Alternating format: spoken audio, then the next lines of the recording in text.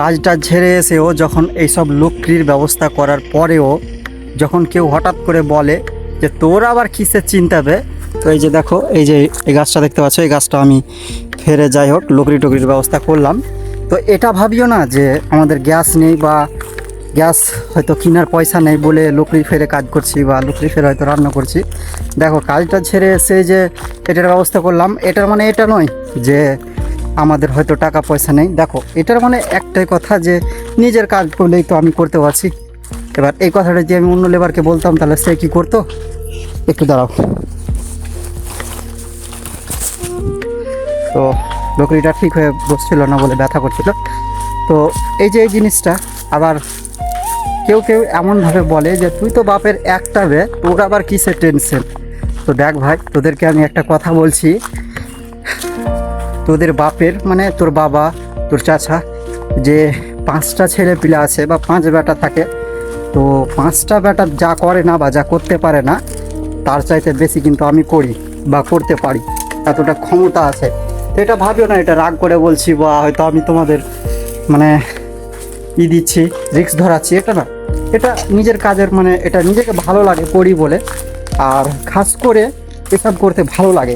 এই যে ধরো নিয়ে এলাম কাজ টাজ করে, তো মনটা আমার হ্যাপি হলো। দেখো কাজে অতটা ইট বয়ে এলাম, 1500টা ইট, তারপরেও এইসব জিনিস রেডি করার পরে এতটা কষ্ট, তবুও কষ্টটা কষ্ট মনে হয় না। এটা একটা মানে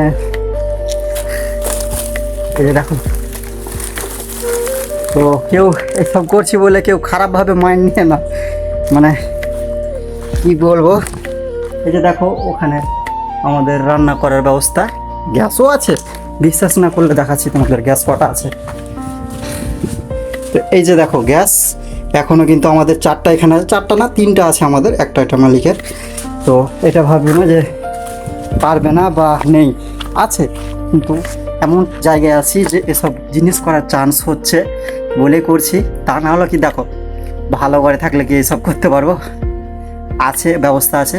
আর খাস করে যে রুমটায় থাকি এই মালিকটা এত ভালো এত ভালো কি যে বলবো, মানে অমাইক।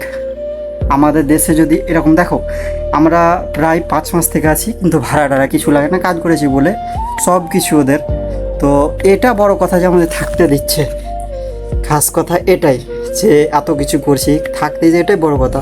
দেখো আমাদের গ্রামে কারোর বাড়ি যদি একদিন বেড়াতে যাও বা কোনো কিছু, খাস করে এই যে রোজার সময় আছে এখন, তো যদি কারোর ফ্রিজে একটা বোতল খালি জল রাখতে যাওয়া, এবার সবাই করে না কিন্তু কিছু কিছু মানুষ আছে, খাস করে আমার ভিডিও দেখার মধ্যেই কেউ আছে যে এমন, দেখো আমার জীবনে হয়েছে, আমি এরকম মানে পেয়েছি। দেখো কারোর ফ্রিজে আমি জল রাখতে গেছি 1 বোতল, তো সে কি বলেছে জানো, বলেছে যে আমাদের ফ্রিজ খারাপ। তো ভাই বা মা বোনেরা চাচা চাচিরা সবাইকে বলছি, এই যে এখন রোজার মাস, একটা বোতল জল ভরে দিলে কি অসুবিধা, তোমার অনেক বিল চলে যাবে, আর খারাপের বাহানা দিচ্ছ।